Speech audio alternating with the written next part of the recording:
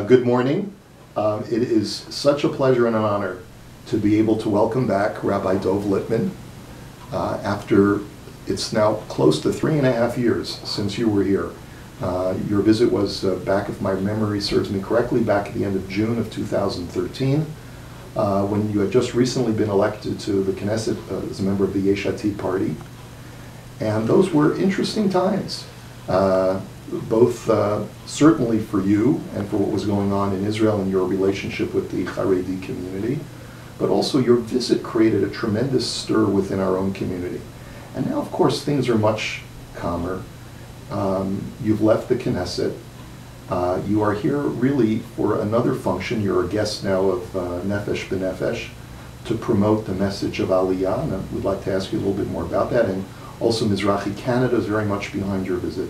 So why don't we start with that? Why don't you let us know what your purpose here during your visit to Canada and other communities is? So first of all, thank you so much, and it's really great to be back here. I remember the visit very well, and it wasn't necessarily an easy time for you either because of the controversy surrounding it, but I think that over the time that I was here, people were able to learn more about what we were trying to do, and I really appreciate the fact that you gave me the platform to be able to share that. Since I left the Knesset, I've been focusing a lot on public diplomacy, making the case for Israel, something I got involved with unexpectedly in the Knesset, as you realize the anti-Israel sentiment all around the world, both in parliaments and in campuses, and I would travel and visit and try to make the case for Israel, so I've been continuing with that. Continuing involvement, which we'll talk about later, but about Haredi employment. I still believe that's the #1 mission, is to help people recognize that they can be Talmidei Chachamim on the highest of levels and religious on the highest of levels, but support their families with dignity. Not only is it not a contradiction, but that's hand in hand what's expected of us in this world. And so I'm very involved in those initiatives. And recently partnered with Nefesh B'Nefesh to try to generate more conversation, especially in North America, about Aliya. It's a little bit perplexing. As I think about it, I went to 12 years of Jewish day school, Zionistic schools.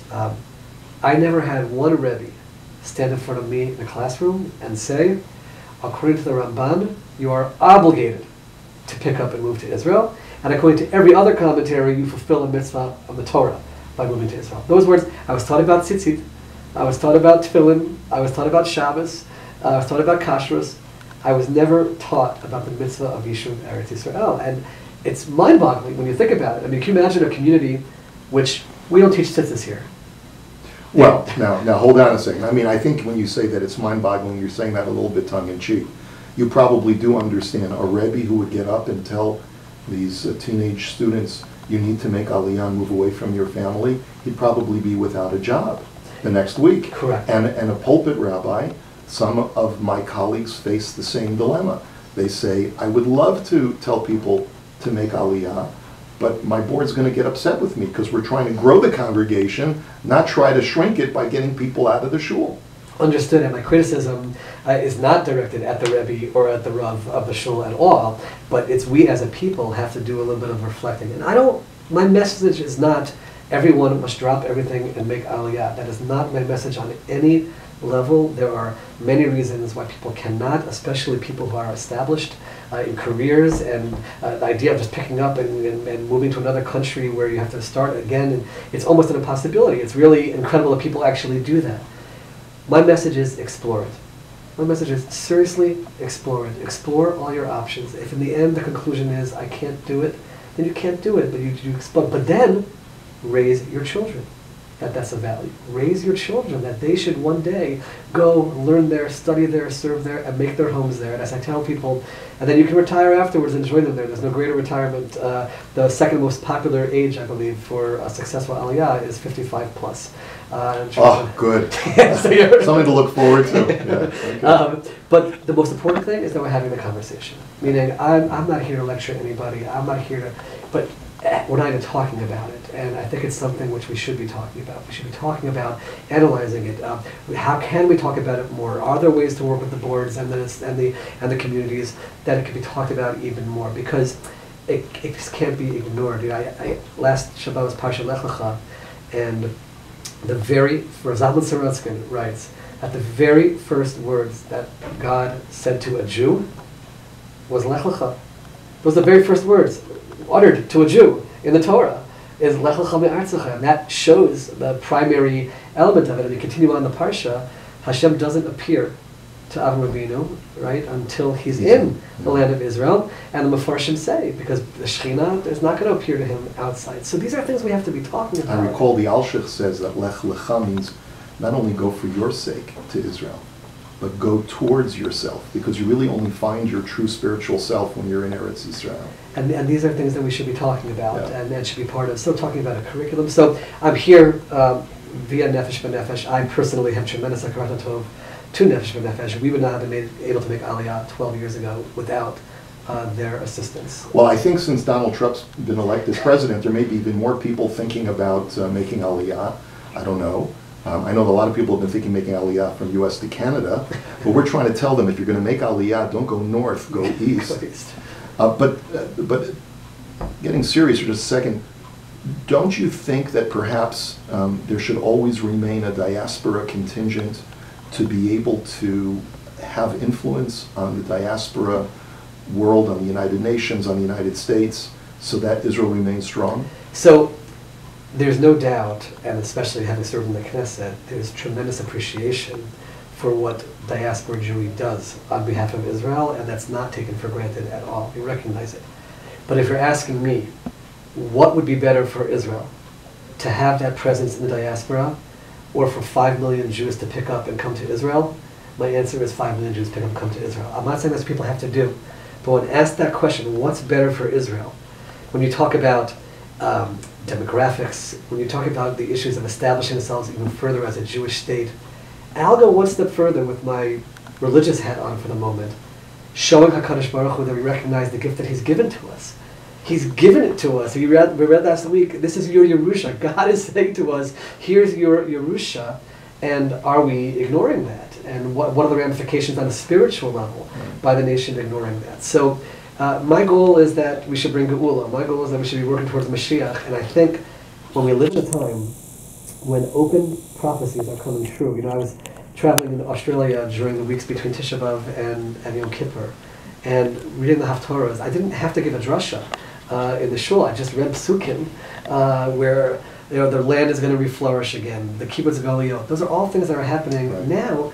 So where's our response to what God is giving to us? So we value what diaspora Jewry is doing, but I don't believe that there has to be a diaspora Jewry for the state of Israel to thrive. If you were going to recommend Aliyah to someone today who's living in the U.S. or Canada, where would you tell them to go? Where does Israel need us the most? Every single family and person is different, and that's again where Nefesh B'Nefesh comes in. Just how do you know? How do you know where to go? You sit with people who are experts, who can guide you, give you real answers. No one's going to be there in any way to push you to a place which is not good for you, and everybody will find different. A lot of it depends on your career interests, a lot of it depends on your family interests, your schooling interests, and I want to be very clear. Aliyah is not easy. I don't want to make it seem to people who are watching that, come on, just pick up the phone and come, and it's easy. There are challenges at every single step of the way. And the Gemara tells us that. The Gemara says that there are things that are acquired with Yisurin. And I, from my own personal story, I look at every step of the way. It's challenging. You have to be filled with ideology and passion for it. But you look back and you see your family, thank God, growing in the land of Israel. My son is in yeshiva now, and God willing going to the army in March, and my daughter, everything is flourishing. And they're Israelis, and they're so Jewish through and through in every fiber of their beings and their lives. And even if you don't see that, God still tells us that's the right place for us to be. So let me ask you, you talk about your children, thank God, are flourishing. One of the things that I had heard some years ago, which I'm not sure if it's been better since, is that many times olim, let's say, that have a yeshiva background like you and I do, really have a difficulty finding our place, because you're not completely with the Dati Leumi world, you're not completely with the Haredi world, which shuns secular studies. A sort of an American Orthodox Jew really wants a little bit of both. Was there a problem for you acclimating, and is there going to be a problem with the typical American Jewish family acclimating and finding its proper hashkafic milieu, shall we say? I won't forget, I was in a city in America for Shabbos, and the whole Shabbos there was a group of guys from yeshiva background who were pretty harsh on me, I'll say it that way, about some of the things I'm working on in Israel. And at the end of Shabbos we had Havdalah, and after Havdalah one of them said, by the way, we hope you're successful because then we can move to Israel. And the whole Shabbos he was sort of after me for what I'm doing, but then he said it'll be a very good development for American Haredim, so to speak, to move to Israel. There are definitely challenges. We don't have the normal system that we see here where all the yeshivas have general studies and the option of going to yeshiva in college is open to everyone to continue flourishing in your learning and also earn a trade. That's not the norm in the Haredi community. There are some very ambitious and courageous American Olim from the yeshiva community who are trying to change that, not on a political level where I was, but starting schools that are very similar to our yeshivas here. Looking to all kinds of programs for after high school as well. Rabbi Carmi Gross, a rabbi from North America, Right. he started the first Haredi Hesder yeshiva. One of Right. my highlights in the Knesset was being his partner to go get the signature from the Minister of Defense for the final approval for that yeshiva.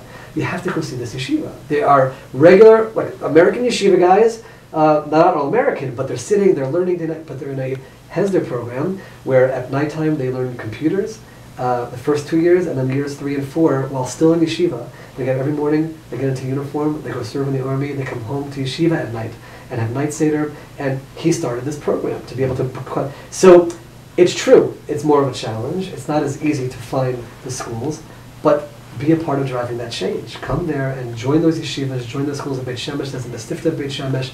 There's an amazing school called Darchei Noam. Find schools, be a part of them, help improve them, and let's make Israel the way we want it to be. And that's part of the message also. You can go there and you can really be part of the creation of this state. Okay, I'd like to go back to Rabbi Dov Lipman for a second.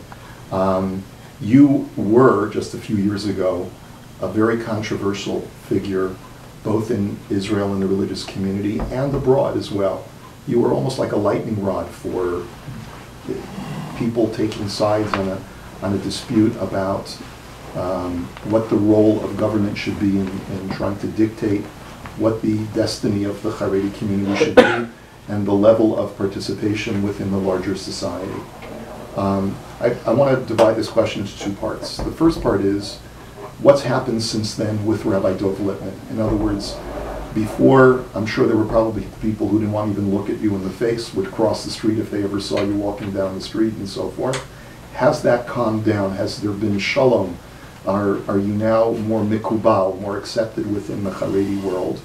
And then the second question is, do you have any regrets, or would you look back and say, I would have done certain things differently? So why don't we address the first thing first? Okay, sure. So before even talking about, which could be another question, what has happened on the ground and all the issues we were dealing with, Right. just on the personal level, I would answer that question by capturing one thing which I was blessed to be a part of. We started in our community a Friday night Karbach minyan. I had felt that Friday night I wasn't getting into the mood for Shabbos the way I really needed to. It wasn't an inspiring davening experience, and I was talking to a friend about it, and then I was Masada Kedushin at a wedding at a secular kibbutz, and I needed to find witnesses for chuppah, because there was nobody in the crowd that had a kippah that I felt could be a witness. So I got two guys from the kitchen who were mashkichim, Hasidic guys. I finished the chuppah, and I didn't know that they knew who I was, and one of them said to me, "You really have a nice voice." I said, "Thank you so much." He said, "Do you like Karbach?" I said, "I love it." He said, "Well, I live around the corner from you." I had no idea that he lived there, right over Mapet Shemesh Bet. And he said, "I've been following your..." He said, "I love Karbach." He said, "Can we work together and start a Karbach minyan together?" And every Friday night, we have a minyan, which anyone who comes to Beit Shemesh, you're welcome to join us.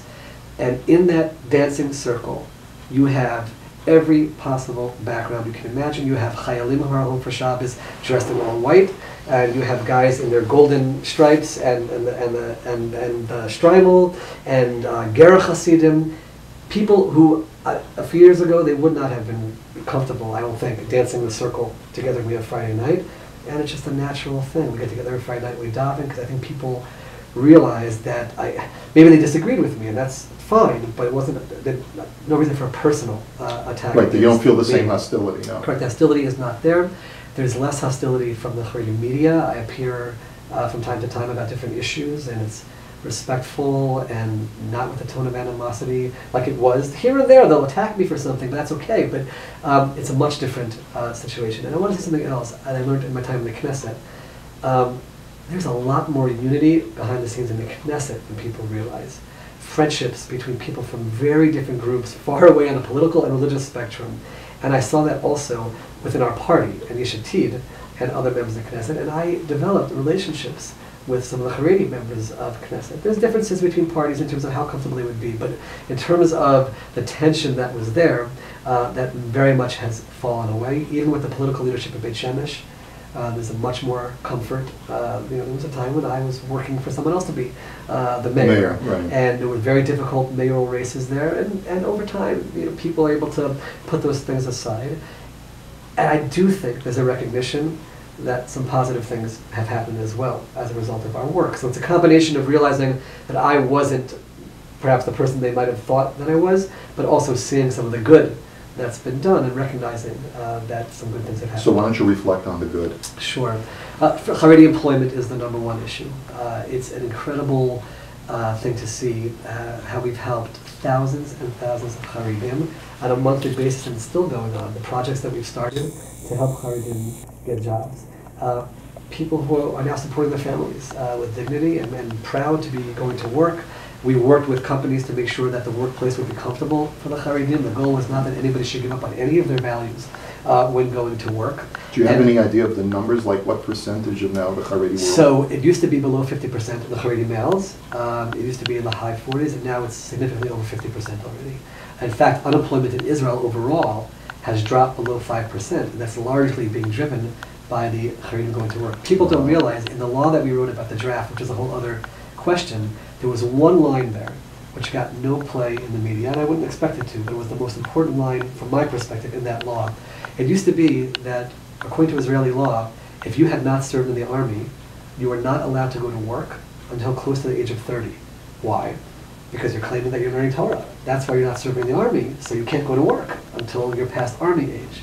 And that, I'll use a strong word, but that trapped, I think, a large number of Haredim in yeshiva and kollel when all they want to do is go support their families, and they couldn't. We put a clause in that law, one line, which says that if you're 22 and over, you haven't served in the army, that's because of the culture you were brought up in. It's not your fault. You shouldn't be punished for that. Go work. And 50,000 guys got letters telling them that they're free to go to work, including information on how they can get training for work and where they can turn to employment centers. And the doors really opened for guys, especially in the area of high tech. That's an area where we found tremendous success. And just one little anecdote to capture what happens when Haredim go to work. Aside from supporting their families with dignity, a CEO of a company it took time to convince him to hire Haredim. It wasn't an easy process because they also had stigmas in their minds about what Haredim would be like in the workplace, and we had to tell them it won't be that way. He told me that a guy who lives in Beitar, Haredi neighborhood, made a bar mitzvah and invited the chilonim in his department to come to the bar mitzvah with no information, no demands about how they dress or anything. For those who know the Haredi community in Israel, for someone to do that, it's an incredible step of reaching out and bringing them in. And the opposite happened. A chiloni in the company got married and asked two Hasidim to be the witnesses under the chuppah. I'm not suggesting we've reached utopia where all of our tensions from within are gone. But we're getting closer. But it just shows what happens when you're willing to break down those barriers and bring people together. So on an employment level, tremendous things are happening, and it's very rewarding. It's a blessing to have been part of that process, that's for sure. On the Army level, the numbers are, the quotas, so to speak, that are the goals per year are being met. There's new battalions that are opening, new combat battalions for Haredim that are opening, and more Haredim are serving. It just came out, the Army released statistics this week. The city in Israel with the highest giyus rate, the highest enlistment rate in the country is Elad, okay, which has a predominantly Haredi city with a mayor that's Haredi. There's changes that are happening, and thank God. And in higher education in Israel, there are now 10,000 Haredim in higher education in regular universities in Israel, where we're working very hard for them to have special programs. there is a movement in Israel that's saying, no, if they're coming to universities, they have to be in the regular classes, and I'm a big proponent and working very hard that no. Right? The same way that you can ask, if we want them to be part of Israeli society, you have to be sensitive to the religious side. And you have to have separate classes. There's no reason to force them into classes that are mixed, to make sure they have the tutoring that they need, and to be helping them as well. So in all of these areas, thank God we're seeing tremendous, tremendous progress. I call it on a street level, a bit of a revolution. The one other area where we have not had as much success is general studies in the schools. That's one where actually the current government even rolled back some things that we were doing. But again, there's going to be back and forth. I do believe that it's critical that they have general studies, just math and English, all the way through, because when they decide they want to go work, it's much more difficult. If they don't have those two skills, then it's very hard to catch them up afterwards. But one of the things that was quoted to me is that even though there are many Haredim that are entering into programs like Machon Lev and Kiryat Ono and things like that, but there's still a significant dropout rate because so many of them just can't catch up. Yeah, there's an amazing organization called B'libei Choma, started by two secular Israelis, young secular Israelis, where they're at Hebrew University right now in Yerushalayim and spreading to other places, where they partner Chilonim together with Haredim, and the Chiloni tutors the Haredim. Like you said, they don't drop out. They don't have the background to keep up with their classes, but in return, the Haredim learn Torah with the Chilonim. Wow. And they sit every single week and they meet together. And I've met with the Haredim who've been part of this, and they said, without my tutor, I would not be able to function. They help me with homework, they help me prepare for my classes, and it's an honor for them to then learn Torah with their Chiloni partners. So there's a lot of these initiatives, a lot of really good things that are happening on the ground. We have to make sure they don't drop out. They've made the decision to go. We have to help them succeed in university and pursue their careers. So just getting back to that thing you mentioned about the secular studies in the Haredi schools, it brings me to the next point, which is, you know, there are so many supporters that you've had throughout the world in the work that you're doing. But even among your supporters, one of the criticisms that I've heard is that this was really what Yesh Atid was doing, and which is perhaps why there was a significant pushback, is because when you try to socially engineer a society against its will, invariably you're going to end up with negative results. So what some people are suggesting is that instead of creating laws that require secular studies, that require enlistment into the army, would it not have been better to allow a natural evolution of this process coming from within the Haredi community itself, and to maybe allow it to take a slower amount of time, but with a greater chance of success? How do you respond to that? Yes, so I definitely hear that criticism. If Yair Lapid, the head of our party, was sitting here, he would say that the number one failure of Yesh Atid was that we didn't explain enough to the Haredi community what we were actually trying to do. Meaning we allowed very much Haredi media to sort of dictate what Yesh Atid. The army is a great example. The average Haredi on the street was being told that we were passing a law saying that we're going to come into the yeshivas and take them out and put them in jail if they don't go to the army. That's what they were hearing. And we did not do a good enough job explaining exactly what we were saying. We were not saying that at all. The law is actually very pro-Haredi. We actually met with leaders in the Haredi community, and we might have talked about this last time we were together as well, in the writing of the legislation, and maybe we didn't, it was June 2013. And one of them told us, we're going to demonstrate no matter what.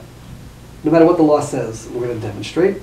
If we're unhappy with the law, it's going to be a protest and demonstrations with speeches against this evil government. And if we're happy with the law, it's going to be a prayer rally, Atzeret Tefillah. When they announced after our law passed that they're having an Atzeret Tefillah, a prayer rally in Yerushalayim, for me and for us, that was a wink. That it's okay. I mean, they're going on the davening because things are changing, but there was not one speech anti-government, because the law doesn't pull guys out of yeshiva. No one's being arrested because of our law. If the guy's learning day and night, he's learning day and night, and he can keep learning day and night. But the law provides quotas per year, or goals per year, of guys who we know aren't learning day and night, that after a few years in yeshiva they should. But we weren't out there explaining that. And we weren't out there explaining why. Why do you want to have math and English? Just math and English. You know, they were portraying it as they're forcing this horrible curriculum on us. And we were not explaining enough math and English just so that you can have success afterwards, and that these are not things that are counter in any way. You're not going to be reading anything or learning anything that's counter to what your belief system is. And we did not do a good enough job at that. The draft law we had to pass because the Supreme Court required a law. So that's not, to say that we shouldn't have passed the law, I was very happy that we were the ones who were involved in it, and it was very pro-Haredi from my perspective. The general studies is an interesting question. It's an interesting question. Our feeling was that if the government is funding a school, the law never said you have to have general studies in a school.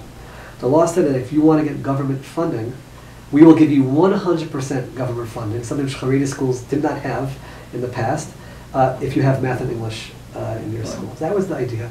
There were many, many schools that took advantage of it. And I visited these schools, and I want to tell you, it was incredible. And the Rebbeim told me that the davening and the learning in the school was better because they had 2 hours in the afternoon. And these schools were not boycotted by other... It was very difficult for them. Some of them did it very quietly. We had no headlines saying, you know, Yesh Atid successfully starts 50 schools very quietly. Some of them have had a lot of struggles. It's very, very difficult for them, and we tried to help as much as we can. But here's what happened. Parents started seeing their kids learning, especially English. The math I'll put aside for a moment.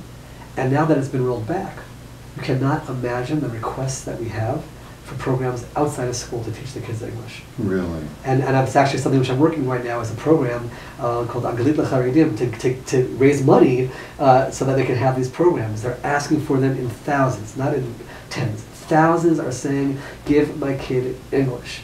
And we're working on it. That's what I'm trying to help with now, because they realize that it's not in any way contrary to Torah, and it just helps them succeed later on. There are many Haredim that I sit with who are older, who are bitter over the fact that they were robbed, that's the language that they use, of English, because they just can't catch up. They can't function in today's world without English, and they end up having to settle for jobs that they don't want to take because they don't have the English. So I would be against a law which says that you must learn the following things in your classroom. I'm comfortable with the law which says if we're going to give you full funding, it's going to be, in return, you have a basic curriculum which helps you succeed later on. And have you seen in the last few years a greater buy-in from the leaders of the Haredi community? There's a difference between what's said in public and what's said privately. And this is something which is difficult for me, is troubling for me. There's significant support on a private, behind-the-scenes level. On a public level, you don't really hear very much about it, and that's sad because it's a community which is very much driven. There's one rabbi who met with me, and the deal was that I can't say who I met with, so I can't say who I met with. I apologize for that. But he said to me, keep doing what you're doing. You're saving us from ourselves. That was the language.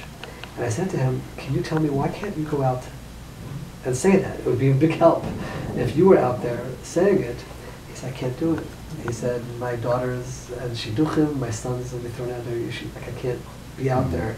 And that's, I understand some of the struggles, but the change is happening slowly. It'll take a few generations, but I really believe we're on a track where one day it'll be mainstream.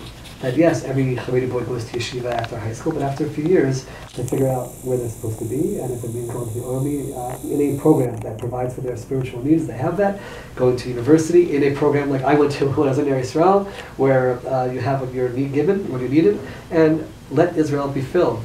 This has always been my vision from the beginning, with Haredim in every part of Israeli society. I think that'll drive another level of change in Israel, which Israel is desperate for. And that's a good lead into my last question, which is, of course, no one has a crystal ball, but if you could give your forecast of what we should expect to see as far as greater integration between the religious Haredi community and the rest of Israeli society, what would you say? As long as the tone on the quote-unquote secular side, I learned in the Knesset there's not really secular Jews in Israel. It's a whole other discussion we could have. There are people who make Kiddush on Friday night and light Shabbos candles and fast on Yom Kippur and don't eat chametz on Pesach. That's a whole other discussion. But for this conversation, as long as the tone from the secular side is not anti-religious, it's not we're here to stop you from being as religious as you want to be, it's respectful towards the religious side, you're going to see continued integration. And I really believe, I often say, I might not be blessed to see the fulfillment of this because it takes time to drive change, that you will have a world in Israel where, again, the Haredi population is going to become a greater percentage as time goes along. They're having many more children than the rest of Israel. And Israel will be filled with Haredi doctors, Haredi lawyers, Haredi accountants, Haredi high-tech entrepreneurs, and even Haredi generals in the army. It's going to take time, but as long as the tone is one of respect, and as long as it's not a tone of we're trying to make you like us, but it's just we need to be in this together, I really believe that we're headed that way. There will be ups and downs along the way, but ultimately I truly believe that B'ezrat Hashem, that's where we're headed. Rabbi Dov Lipman, thank you so much. Hashem should give you continued strength to do what you're doing with good health, with continued chizuk, and we look forward to visiting you next time in Eretz Yisrael, whether in the Knesset or outside the Knesset. But kol hakavod and chazak v'ematz. Thank you so much. Thank you.